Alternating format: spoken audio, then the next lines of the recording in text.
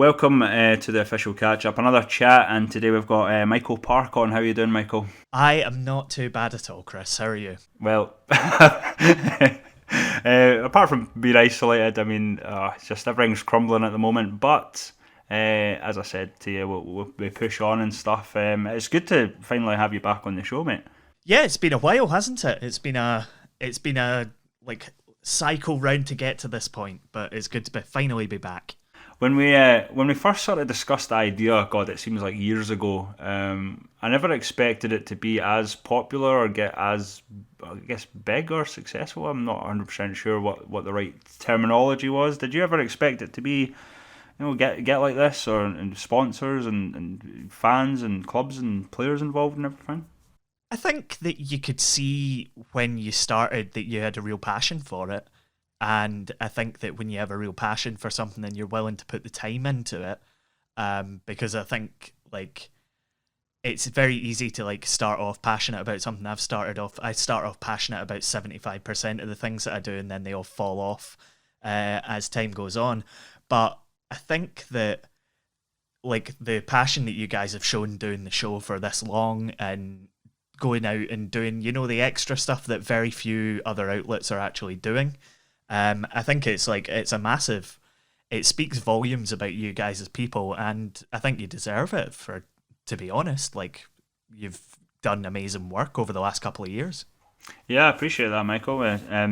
Yeah, even with It's yourself. all right. That's the last time I'm going to be nice to you. So Yeah, I think the last time you were on, I don't think I was too.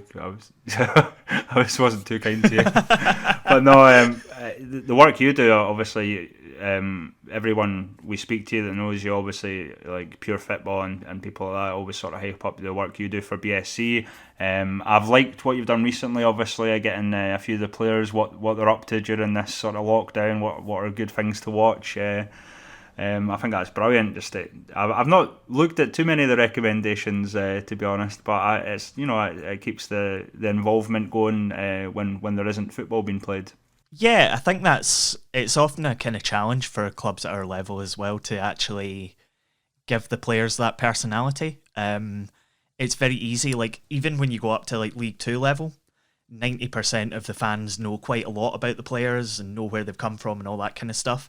When you get to the Lowland League and maybe the Highland League and the juniors and stuff, unless it's a big name in inverted commas, it can be quite hard to establish a personality for the squad on a larger scale, and then for individual players. So that's something that we're going to take the opportunity to try and continue over the next however long this lasts. I was going to say over the next couple of weeks, but God knows we might run out of players. You'll have to go to your reserve size, your under-20s or something like that. Yeah, I think it will last longer than 3 weeks, unfortunately. I'll just have to see how things go, I guess, and hopefully we can. Well, I think you're the fifth person I've spoke to today, so I'm doing quite well. But hopefully I might have to slow it down a wee bit sometimes. I've got a few organised for the weekend and stuff as well, and I'm going to probably get through the whole league by the time this is over, I think. Fantastic. Well, it's coverage that's good to have when we're going through this sort of furlough period. So Yeah, absolutely, and I think it's important, especially like I mentioned. Obviously, I'm myself, Michael, and it's obviously good for me myself, speaking to people and that, feeling not, I guess, less isolated, but it's good to have friends or even just something to talk about or something. It's keeps your head in the right place, I think. yeah, it keeps it's good to kind of keep active and keep your, just chat to people and kind of it's been a good opportunity to kind of talk to people on Twitter and stuff as well about not even just what they're doing, but kind of get an idea of who they are as people, because obviously you get to kind of understand a kind of idea about who people are, and then over the put everybody in the same situation, and you actually kind of find out quite a lot about people's interests and what they do when they're just kind of chilling out. So that's been interesting as well. Yeah. How have you been coping? I've noticed you've been on Football Manager. Are you doing anything good, anything decent? I managed to win a treble with Kilmarnock, and then realised that that's probably the most I'll ever achieve in my life. So yeah, it's been like, I mean, I'm self-employed anyway, so I work from home, which has been like, and like I don't want to, like get your tiny violins out, but obviously in terms of work, things have really, really dried up because nobody's doing anything, nobody's hiring freelancers, nobody's doing this, nobody's doing that, because essentially nobody knows what's going on at the moment. So yeah, I've been playing a lot of Football Manager and, like watching a lot of films, but in a way it's been nice to have a break, but you just kind of have to keep your mind off everything else that's going on. Yeah, definitely crazy, Michael. I mean, I've well, I've said my situation a few times as well, but yeah, like the whole world ended for me, I think. so I'm glad for people like you that I can keep my mind off things and but not only for myself. I think there's people in a similar situation. Well, maybe not, but like it's a good thing to just chat to people and I can't play Football Manager now. I'm not going to lie, because I play it competitively, and it's just not the same beating the computer as it is another person. So I've got this sort of competitive edge in things now. So I always find it hard to go back to like the single player now. So yeah, I've always been more of a single player person because I'm absolutely like I'm the worst loser in the world. So when it comes to like even getting beaten at FIFA and stuff, I've never played FIFA online or anything like that. I just don't have I'm not sure I have the patience for other people, let's put it that way. So and obviously, I think we've maybe mentioned this before, obviously, Michael, but one of your interests is obviously history, and you do your Scottish history podcast. I've not really checked up on it recently. Are you still putting out content? yeah, still putting out something. We're up to kind of doing 2 episodes a month, which has been quite good for us because previously we were just doing one a month because it's quite a lot of, like it's maybe like a 20-minute story or something, but we put quite a lot of time and effort into the writing and the production side and the music and everything. So it was getting a wee bit kind of like we wanted to make sure that we got one really good episode out a month. And we've managed to kind of up that to 2, and the longer this goes on, the more that might go up, to be honest, because having a lot of free time in your hands, you need to keep your mind occupied. But yeah, I mean, we get, like people seem to enjoy it. I'm terrible at talking about things that I'm doing in a positive way that makes people want to listen to them. But I mean, it's called Scotland. You can find it if you search for Scotland or Scottish History Podcast or something.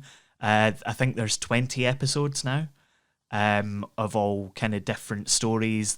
It's not in chronological order or anything like that. It's just random kind of little stories about, what it is to be Scottish and all that kind of thing. So it's a pretty good I like it. I mean, I don't tend to listen to it because I'm not that narcissistic, but like we have quite a like committed wee group of fans, so it's always nice to expand that. Hint, hint, plug, plug. Oh, you're turning into Mozza, mate. Seriously. Oh, I know. No, from what I've listened, as I say, I think sometimes it pops up on the Catchup YouTube, and I have, I'm not, as I say, not recently, but I always enjoy your narrations. I think you do a really good job, and I'm not actually taking the piss, mate. I do enjoy your narrations. You make it so dramatic and stuff. I think it's brilliant. Thank you. I appreciate that. I appreciate that a lot.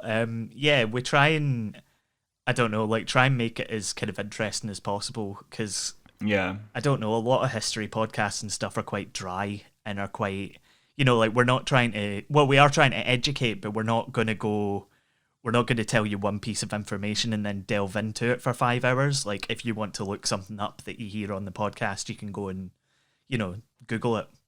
And I think like, I don't know whether like, and a lot of people in the reviews would probably disagree with me, but I think that's the way to do it, is to try and pique people's interest for 20 minutes rather than explain everything to them, because I'm not a historian to trade or anything like that. I just like it, and I just think that I know how to put something together for it. So it's quite, it's more a kind of like way to get people engaged in the subject and in whatever we've chosen. We try and we try and like put enough in to make it, like deep enough, but also there are some things that we'll kind of intentionally leave out that we might want to revisit at another time, or like want to go into more detail on something else. So yeah, again, like, I have absolutely no way of selling this to you in a convincing way. I've got no, I don't know my ABCs, like always be closing, don't have a clue. No, I actually, that's what I obviously mentioned your narration there, but from what I've heard, I completely agree about the, just stating facts off and stuff like that. To me, it's quite unique in the sense that to me, it comes across as like quite story driven in a sense. Yeah, we're trying to tell stories as well. We're trying to take, there's a lot of Scottish history that gets boiled down into maybe like, I don't know, you could take like 100 years and write 2 paragraphs on it because it's roughly a thing. We try and find like one story from, like a specific thing. So we did a story on, I'm trying to think of an example. We did a story on the Darien scheme, which was this idea that like Scotland could have an empire. And it turned into a disaster. Like, I would explain more, but go and listen to the show. And what we tried to do with that was, instead of like talking about the history of the Act of Union and all the stuff that came with that, we tried to tell it from a very sort of personal point of view, where you could understand what was, like you could get the feeling of what was happening at the time from that, rather than me saying, and on the 5th day of August, like 16 or whatever it was. It didn't seem, when we started out, we wanted to tell it like stories, and we wanted to encourage people to get interested in history for themselves rather than us explaining everything. Yeah, and it's funny. Yeah, I should mention it. You kind of mentioned it earlier, but like I tend to do that when I'm watching anything historical, because I've got that other side of me where I'm actually quite interested, because it's one of the subjects I sort of studied and went on at uni, and like social subjects basically is kind of my background, like politics, international relations, sociology, and obviously history plays a part into that. And I often do that, like if I'm watching something and something's said and I'm like, oh, that's interesting, so I will jump on Wikipedia often and start reading about it and getting more interested in it, and then I'll play whatever documentary again, and then there'll be another thing and I'll do the exact same thing. So it takes me about 3 hours to watch a half an hour documentary. I know that feeling all too well, yeah. I really like doing that as well when you're watching, like whenever you're watching kind of history, like a sort of like historical dramas and stuff like that, being able to go in and be like, oh, I wonder like how accurate this depiction of this person is and things like that. Like, we've picked up quite a few ideas for episodes doing things like that, and just kind of like picking up on references to people and stuff. And yeah, like, I think there's so much to history that people, like, there's a lot of sort of gatekeepers for history that's like, oh, you must listen to me tell you this, but there's a lot out there that you can discover for yourself if you just go looking for it. Yeah, definitely. And obviously moving on a wee bit to BSC Glasgow, the team you're associated with and stuff. Never heard of them. Who are they? The last time I was at a game was actually at the end of drill with you. Obviously, I think I forgot how small the room is, and the end of drill I might have smashed you in the back, I think. But no, that's okay. That was my fault. I think I was tilting my chair at that point, so I can forgive you for that one. What are your thoughts on the season? What should happen? Null and void, or just personal opinion? Obviously, what should happen? Should Kelly get the title? Should Vale even be relegated? Even higher up, Celtic, Dundee United, these sort of teams. What's your personal opinion, Mike? It's a tough one. I don't know, because I don't know. Like, I think there's an element where, looking at the Highland League awarding the title to Brora, I think they maybe jumped the gun a bit. I think it entirely depends, obviously, on what happens with, like the ability for people to gather, and obviously public health is way more important than football, and I'm sure you've heard that about 6 million times during the course of doing this series. But personally, I don't have a problem if the teams at the top are promoted or put forward to whatever they're put forward to. I quite like the idea that, if it's going to be a situation where both Kelty and Broder are given the titles or given promotion, then they be promoted. And I think it's kind of harsh to relegate teams. I think it's easier for teams to run away with it. And I don't want to say that, in the Lowland League, I think there's still a chance that, given the momentum, that, unlikely BSC could have caught up, or Bonnyrigg more probably likely could have caught up. And therefore, it becomes a kind of awkward back and forth between what's fair because Kelty are there on merit at the top of the table, but what would have happened over the remaining games. But also, if there aren't going to be any remaining games, then how is it fair that they're punished for a global pandemic? Unless it was specifically Kelty players that started spreading it, but that seems unlikely. So, teams at the top of the table shouldn't necessarily be punished, but by the same token, I think a lot of relegation fights are a lot closer than that. And therefore, I think relegating teams at the moment is kind of unfair. And I think a restructure throughout football, throughout Scottish football, would probably be the way to solve that. I think it might push us on to a sort of more, I don't know what the best way to phrase it, a sort of more egalitarian way of looking at the pyramid in Scotland, because there's this massive, as you know yourself, there's this massive bottleneck at the Lowland League and the Highland League where there's a lot of ambitious teams, Kelty, BSC, Bonnyrigg, like Spartans, East Kilbride, everybody, there's maybe 7 or 8 teams in the Lowland League that think we could get promoted if everything goes right for us. But then you have to fight off the Highland League and also the bottom of the league too, which just becomes it's very difficult for clubs to actually see a way out.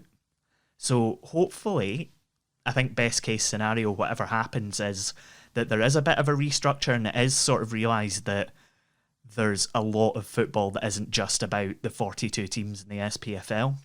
Yeah, completely agree, and it's especially in the case of Vale of Leaving. I mean, I think a week or two before football was stopped, they were set to play Dalbeattie at home. The game was postponed. It didn't look like it should have been. Had they won that game, they would have been level on points with Dalbeattie, and they've got 2 games in hand over Edinburgh Uni as well. So to relegate Vale of Leaving, my personal opinion, would be extremely harsh. Yeah, exactly. And I think you could argue that across a lot of the leagues as well, that it's very, very harsh to say, well, you're the bottom of the league now after, 24, 25 games. See you later.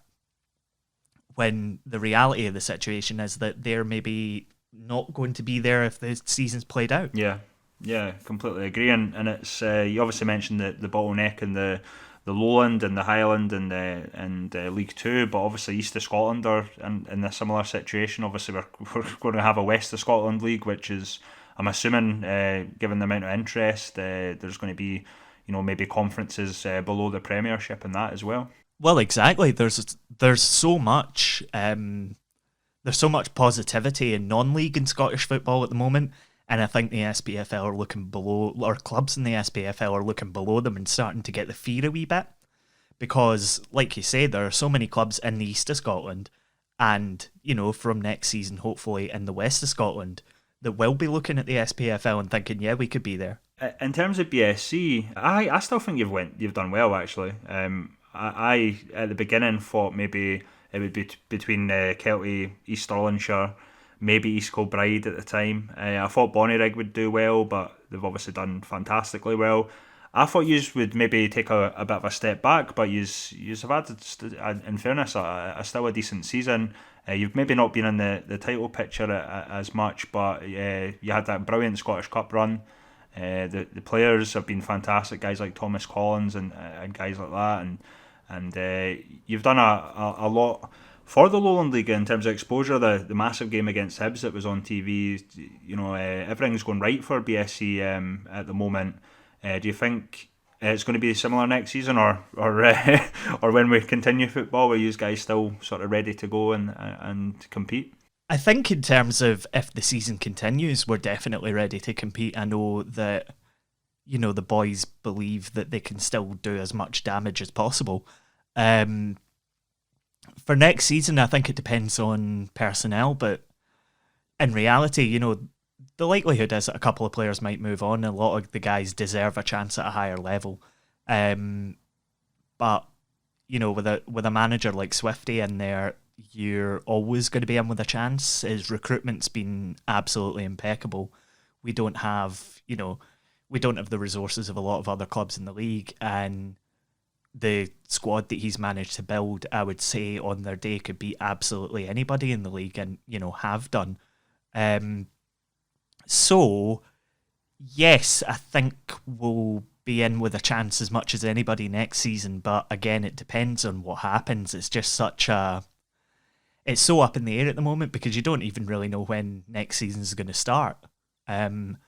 So, we could be inadvertently playing summer football next season and all that kind of stuff. So it's interesting times. I'd like to think that, we can have another run. We can have another run at the league next season, all of these things. I don't see any reason that we couldn't, especially if you keep the core of the squad together. But I think that's the important thing is, looking to keep a balance as well. Like, we have a lot of great experience in the squad, but there's only so long that the experienced players that we have can keep going.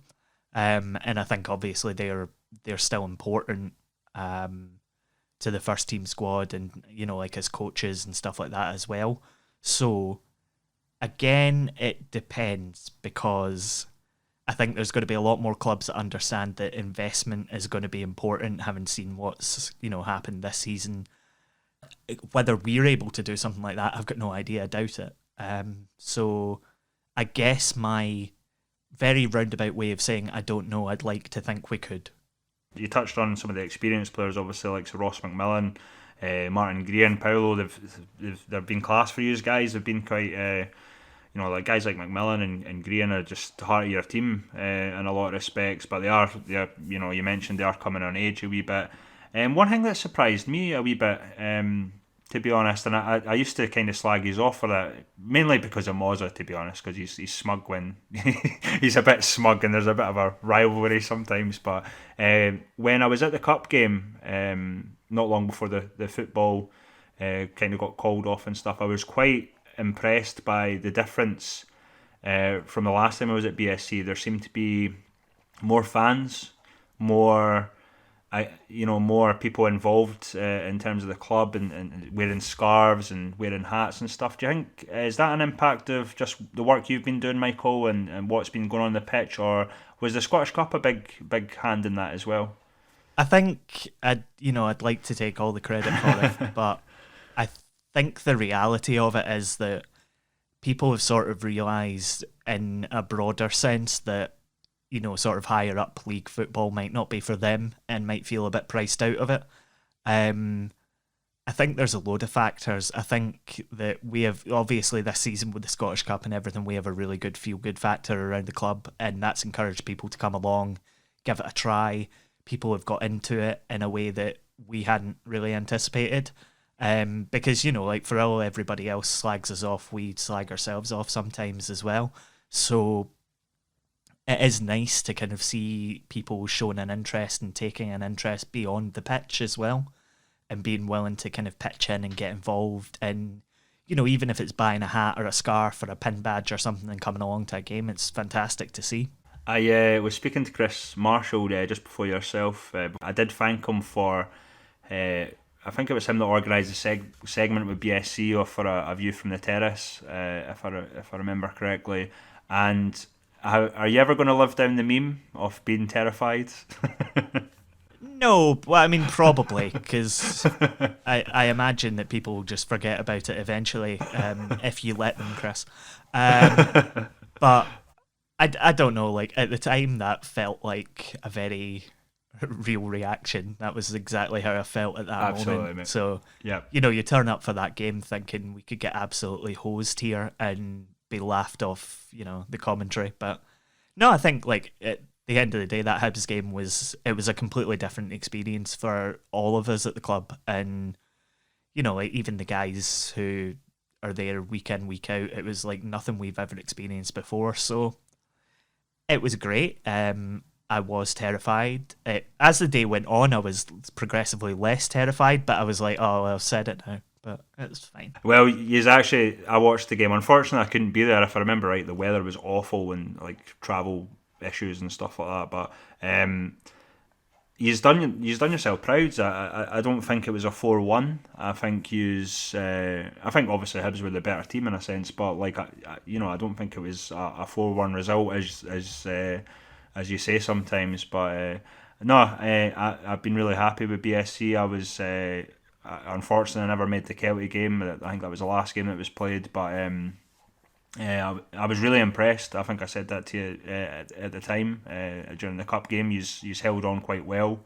I thought you could have won that game. Actually, well, you did win on penalties, obviously, but I thought you could have won that game because I'm sure there was a ball over to Thomas Collins and the ref pulled it back. I think if he got away, that would have been all square before. I think it might have even been an extra time, but I think that would have been the game really. So you were very impressive, and I've been very impressed with the job Swifty's done. And as I mentioned, obviously some of the players, Thomas Collins and guys like that, Jamie Hamilton, who I've often said to you, but he does strangely look like my brother-in-law. Weird. Oh yeah, I remember you saying that. Yeah. Yeah, I mean, like. I think the cup game was interesting because I think if we'd taken our chances, then it could have been a very different outcome. But again, you have to do it, and we didn't. So whatever. We were very glad to come away with the penalty win. But obviously, then to go from that Friday night into the Tuesday night with the prospect of at the time we were doing Friday, Tuesday, Saturday. Tuesday, Saturday, Tuesday, and I think that was it until the end of the season. And you were starting to look at it going, oh my God, this is going to be hellish. But no, I mean, it was a good start. So I feel like you've given me the scope to plug absolutely everything that I'm doing at the moment. So it's much appreciated. No, it's always great to talk to you, mate. And hopefully the football will be back soon. I personally don't believe what I'm saying, but... I really do hope football's back. If not that in the next few weeks, hopefully it'll be back in summertime, maybe June or July. I don't know. Oh, hopefully. Yeah, I mean, there's only so much competitive marble racing you can watch, so. Absolutely, mate. As I say, I appreciate you coming back on, Michael. You're welcome anytime. I don't think this will probably be the last time we'll chat to each other. I'm sure there'll be more conversations to be had once we know what's going on. And keep safe, pal. And thanks for coming on. Thanks very much, Chris. Thanks for having me. All the best to you.